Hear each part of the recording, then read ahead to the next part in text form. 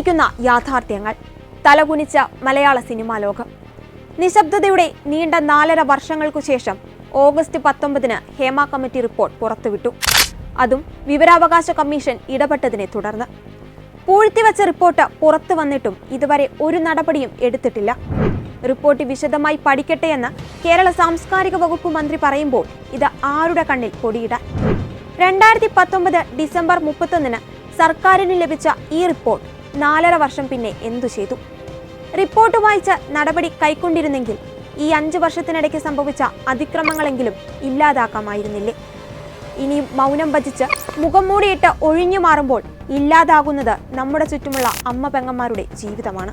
വ്യക്തിപരമായ പരാതി നൽകാതെ നടപടിയെടുക്കാൻ ആകില്ല എന്ന സംസ്ഥാന മുഖ്യമന്ത്രിയുടെ നിലപാട് ഒരു ഭരണ നേതൃത്വത്തിനും ചേർന്നതല്ല. അത് നിങ്ങളുടെ അഭിപ്രായമല്ലേ? നിങ്ങളുടെ അഭിപ്രായം ആ അഭിപ്രായം നിങ്ങൾക്കിരിക്കട്ടെ. പക്ഷെ ഇവിടെ ജസ്റ്റിസ് ഹേമ ചൂണ്ടിക്കാണിച്ചൊരു കാര്യം, ഞങ്ങൾ ഇവർക്ക് നൽകിയൊരു ഉറപ്പുണ്ട്. ആ ഉറപ്പ് ഇത് സ്വകാര്യമായി സൂക്ഷിക്കുന്നതാണ്. അതിന്റെ അടിസ്ഥാനത്തിലാണ് അവരുടെ മുന്നിൽ തെളിവ് നൽകുന്നത്, അല്ലെങ്കിൽ വർത്തമാനം പറയുന്നത്. അതിന്റെ ഭാഗമായി ആ പറഞ്ഞ കാര്യങ്ങളൊന്നും ഞാൻ നിഷേധിക്കല്ല. അതൊക്കെ പറഞ്ഞ കാര്യങ്ങൾ അവർ രേഖപ്പെടുത്തി വെച്ചിട്ടുണ്ടല്ലോ. ആ പറഞ്ഞ കാര്യങ്ങൾ പറഞ്ഞവര് ഒരു പരാതിയായി ഉന്നയിച്ചാൽ അതിൽ ഫലപ്രദമായ നടപടി ഉണ്ടാവും.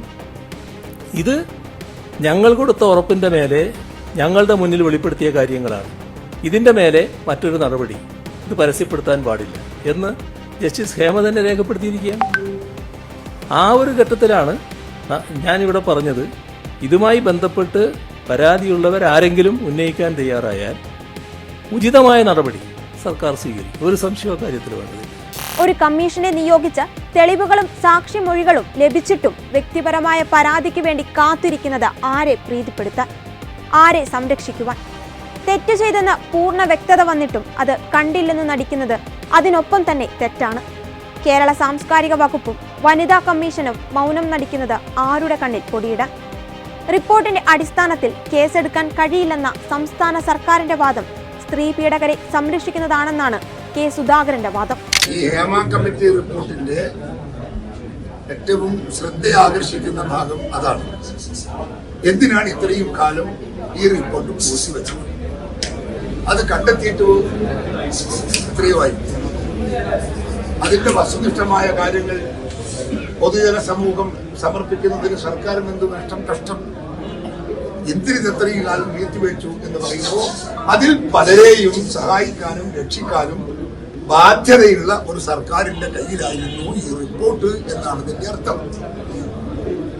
ഇപ്പോ സിനിമാ മേഖലകളിൽ എന്ത് നടക്കുന്നൊന്നും ഞങ്ങൾക്കൊന്നും അറിയില്ല. പക്ഷേ പറയുന്നത് കേൾക്കാറുണ്ട്. ഇന്നിപ്പോ നടി ശാരദയുടെ അഭിപ്രായം കേട്ടിട്ടുണ്ടാകുന്നില്ല. അപ്പൊ സ്വാഭാവികമായും അത്തരം സംഭവങ്ങളൊക്കെ പലയിടങ്ങളിലും ഉണ്ടാകുന്നു. അപ്പൊ സിനിമാ ശാരദ മാത്രമൊന്നുമല്ല, നമ്മുടെ സമൂഹത്തിന്റെ എല്ലാ ഭാഗങ്ങളിലും ഈ വൃത്തികെട്ട സംഭവങ്ങൾ നടക്കുന്നു എന്നൊരു യാഥാർത്ഥ്യമാണ്.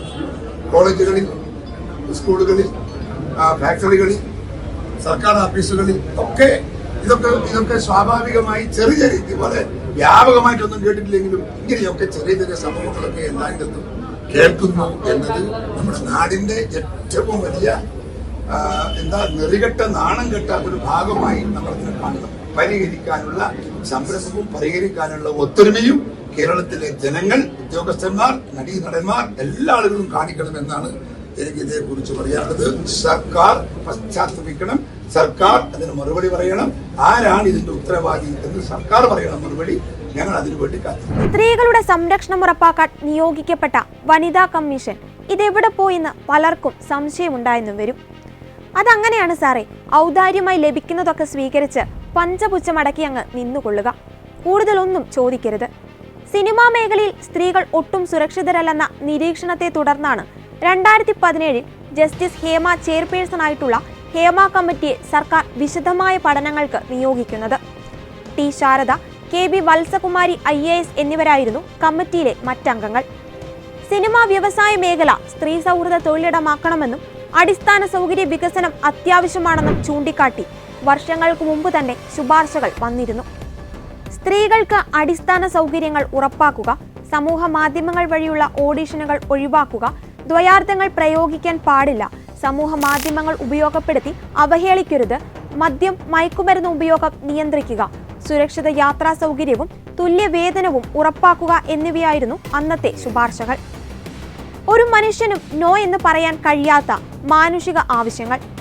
ശുപാർശയുമായി ബന്ധപ്പെട്ട യോഗം കഴിഞ്ഞിറങ്ങി വന്നപ്പോൾ സിദ്ദിഖ് പറഞ്ഞത് ഇതിൽ 10% പ്രാക്ടിക്കലായി നടപ്പിലാക്കാൻ ബുദ്ധിമുട്ടുള്ളവയാണെന്നാണ്. അമ്മയെ സംബന്ധിച്ചിടത്തോളം അതിലൊരു 80% അല്ലെങ്കിൽ 90% സജഷൻസും ഞങ്ങൾ വെൽക്കം ചെയ്യുകയാണ് ചെയ്തിട്ടുള്ളത്. 10% വെൽക്കം ചെയ്യാതിരിക്കുന്നതിൻ്റെ കാരണം എന്ന് വെച്ചാൽ അത് പ്രാക്ടിക്കലാക്കി നടപ്പാക്കുന്നതിന് ചില സാങ്കേതിക ബുദ്ധിമുട്ടുകളുണ്ട്. അപ്പോൾ അത് സർക്കാരിനെ ബോധ്യപ്പെടുത്തുകയും ചെയ്തിട്ടുണ്ട്. മൂത്രമൊഴിക്കുവാൻ ശൗചാലയമില്ല, ഷൂട്ടിംഗ് സെറ്റിൽ നിന്ന് പുറത്ത് വിടുകയുമില്ല, മലമുകളിലോ ഒറ്റപ്പെട്ട ഇടങ്ങളിലോ ആണ് ഷൂട്ടെങ്കിൽ കൂടെ ഒരാളെപ്പോലും വിടുകയുമില്ല. മെൻസ്ട്രേഷൻ പീരീഡിൽ പാടുമാറ്റാൻ കുറ്റിക്കാടുകളോ ആളൊഴിഞ്ഞ സ്ഥലമോ അന്വേഷിക്കണം, അവിടെയും കഴുകൻ കണ്ണുകൾ. സുരക്ഷിതമല്ലാത്ത ചുറ്റുപാടിൽ ജൂനിയർ ആർട്ടിസ്റ്റുകൾ സഹിക്കേണ്ടി വരുന്നത് അറുതിയില്ലാത്ത കഷ്ടപ്പാടുകൾ. മുൻനിര താരങ്ങൾക്ക് കാരവാൻ സൗകര്യം ലഭ്യമാണെങ്കിൽ കൂടിയും അതുപയോഗിക്കാൻ ജൂനിയർ ആർട്ടിസ്റ്റുകളെ അനുവദിക്കില്ല. സ്ത്രീകൾ പണത്തിനും പ്രശസ്തിക്കും വേണ്ടിയാണ് സിനിമ തിരഞ്ഞെടുത്തത് എന്നാണ് പലരുടെയും വെപ്പ്. അഭിനയം പാഷനായി കരുതി ഈ ഇൻഡസ്ട്രിയിൽ വരുന്നവരെ പോലും തളർത്തുന്നതാണ് ഈ സമീപനങ്ങൾ. സെക്സ് റാക്കറ്റുകൾ, പവർ ഗ്രൂപ്പുകൾ, മയക്കുമരുന്ന് മാഫിയകൾ, സിനിമാ കഥയെ വെല്ലുന്ന കഥ തിരക്കഥാ സന്ദർഭങ്ങൾ ചുരുളടയ്ക്കപ്പെട്ട് തിരശീലയ്ക്ക് പിന്നിൽ മറഞ്ഞിരിക്കുന്നു. ഭീഷണിപ്പെടുത്തി വരുതിക്ക് വരുത്താൻ പ്രമുഖ നടന്മാരടങ്ങുന്ന 15 അംഗ ഗ്രൂപ്പുകളുണ്ടെന്നും ഇതിൽ നടനും മന്ത്രിയുമായ കെ ബി ഗണേഷ് കുമാർ ഉണ്ടെന്നും സംവിധായകൻ വിനയനും നടൻ ഷമ്മി തിലകനും ആരോപിക്കുന്നു. ഇവരുടെ ഇംഗിതത്തിന് വഴങ്ങുന്നവരെ പ്രത്യേക കോഡിട്ടാണ് പരിചയപ്പെടുത്തുക.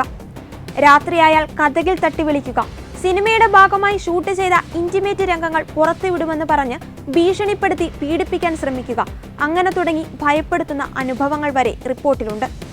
2017 നടി ആക്രമിക്കപ്പെട്ടതുപോലുള്ള സമാന സംഭവങ്ങൾ വീണ്ടും നടന്നു.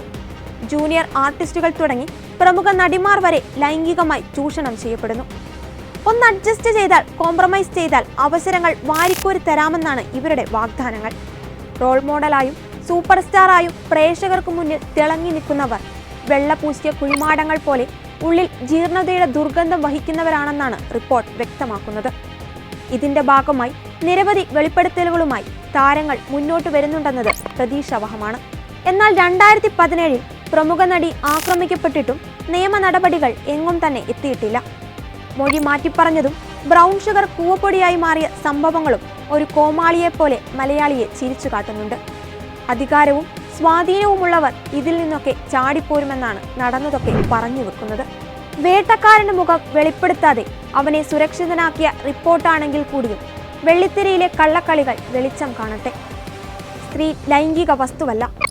മീ ടു ക്യാമ്പയിനുകൾ പോലെ I am not the victim, I am the survivor എന്ന ഉറക്കെ പ്രഖ്യാപിക്കുന്ന, അവകാശങ്ങളെക്കുറിച്ച് അവബോധമുള്ള, അടിച്ചമർത്തിയവനെതിരെ ശബ്ദമുയർത്തുന്ന, ആത്മാഭിമാനമുള്ള സ്ത്രീയായി അവൾക്കും ഇവിടെ ജീവിക്കണം. അതിനവൾക്ക് സുരക്ഷ ഉറപ്പാക്കുന്ന ഒരു ഭരണ നേതൃത്വം ആവശ്യമാണ്. ഇനിയെങ്കിലും അലംഭാവം മാറ്റിവെച്ച് എന്താണോ ഈ സിനിമാ മേഖലയിൽ സ്ത്രീകൾക്ക് ലഭ്യമാകേണ്ടത് അതിനായി കാര്യക്ഷമമായി സർക്കാർ പ്രവർത്തിക്കണം. അധികാരത്തിനും സ്വാധീനത്തിനും വഴങ്ങാത്തതും താരങ്ങളുടെ സ്വകാര്യതയെ ഹനിക്കാതെ പരാതികൾ സമർപ്പിക്കാനും നടപടികൾ സ്വീകരിക്കുവാനുമുള്ള സംവിധാനം ഉണ്ടാകണം.